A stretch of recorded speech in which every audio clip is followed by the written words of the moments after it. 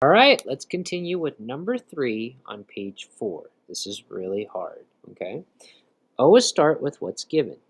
The only bit of information that's given in these problems, in this conversion problem is 100 grams, 100.0 grams of N2. Okay, what we need to calculate and what we want to find, what we want is the mass of NH3. That's in grams. So that means we're going to leave a lot of space for us to do some calculations. We're going to get a final answer that's going to be in grams of NH3. So go ahead and write that down. Okay. So here's the deal. We have grams of N2, and we eventually just want to get to NH3. These are two completely different chemicals. How are they how are they related to each other? This is the relationship. It's this chemical equation. What this says is for every 1 mole, that's what that 1 represents, 1 mole of N2 chemical. If you add that to 3 moles of this H2 chemical, you create 2 moles of this NH3 chemical or molecule. The relationship is for every 1 mole of N2, you can create 2 moles of NH3. I'm only focusing on those two. H2 is not mentioned in the question, okay? So 1 to 2. Think about this logic. If it's 1 to 2, for every 1 mole of N2 chemical, I create 2 moles of NH3 chemical. What if I had 2 moles of N2? Or how about 4 moles of N2 instead of that 1 right here? What if I had 4 moles of N2? 4 times the amount. Then how many moles of NH3 would I have? Well, I would just 4 times that amount. That would be 8 moles of NH3. Did you get that? If you got that, you understand where I'm kind of going with this. The question is, I don't know how many moles of N2 this is, though.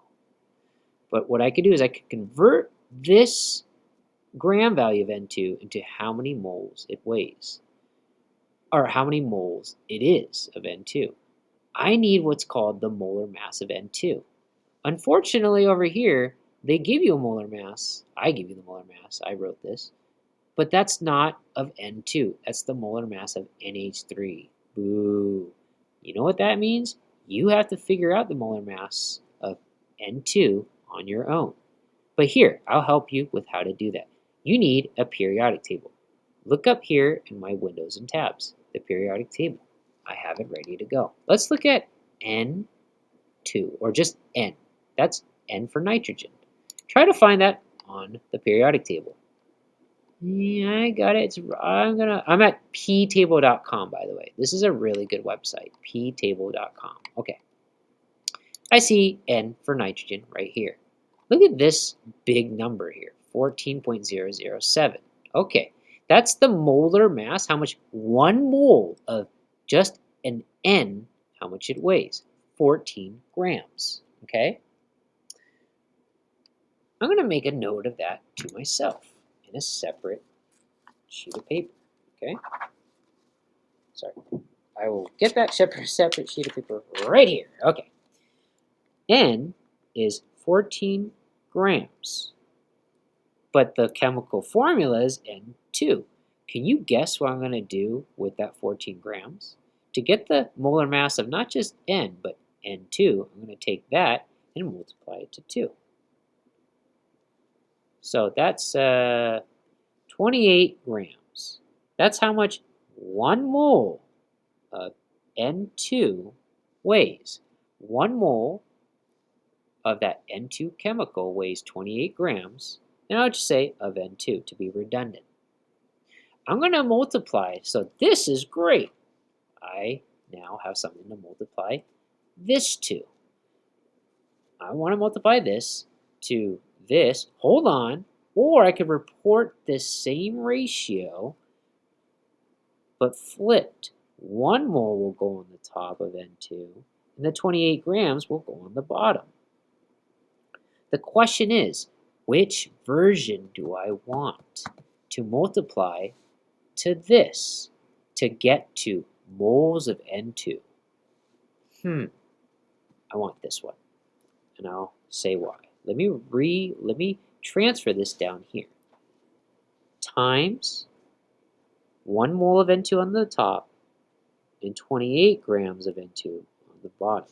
Now, why did I want to do that?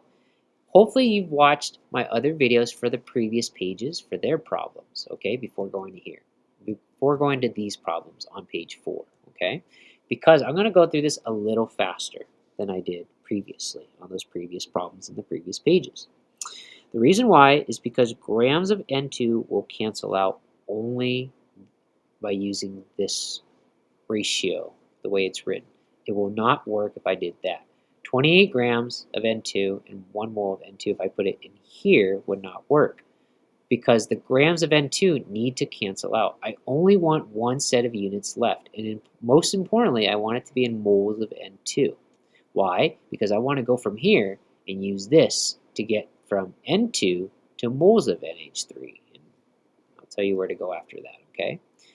This way would not work to cancel out units. This way will. Just as a reminder, that's the same thing as sort of saying like 4 times 3 over 4. Okay? Mathematically speaking, I don't know if you remember, but if you have a top number like this multiplied to a fraction with the same number in the denominator, they cancel out. Why? Because if I did multiply this out without crossing things out, it would have resulted like this. 4 times 3 divided by 4. Because the 4 is on the top and the bottom of this fraction, they would cancel out. Well, simplify to 1, technically. But again, that works for units. If we just focus here, 4 times 3 over 4, that's the same thing as like something like this. Grams of N2 times that over grams of N2, the grams of N2 cancel out. If I input this in my calculator right now, that would have been 100 times 1 divided by 28. Right there, that would give me how many moles. Get it? That's the unit that's left. How many moles of N2 I have left? 3.57. That's not my final answer, but that's very useful to just know. Okay? I want to know how many 3.57 moles of N2. How would that transfer and how many moles it would make of NH3? Remember, I'm trying to get to NH3. I'm not trying to stay in N2 world, okay? So I'm going to multiply that.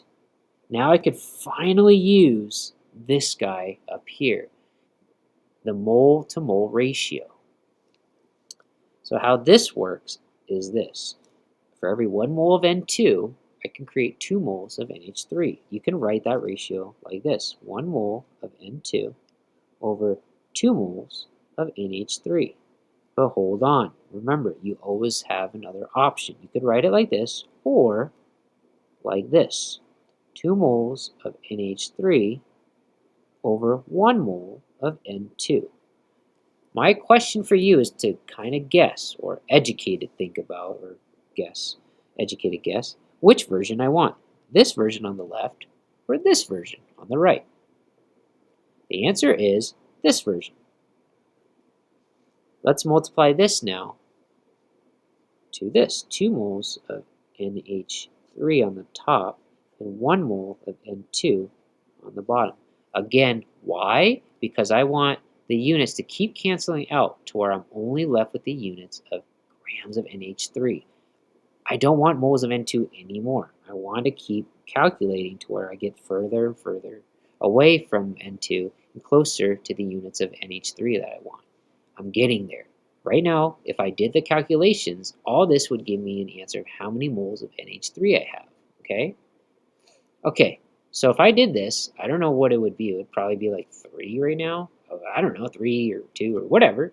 I would have some number of moles of NH3. Well, I want to know how much that weighs or what the mass of that would be, okay? So what I want now is to go from moles of NH3 to grams of NH3.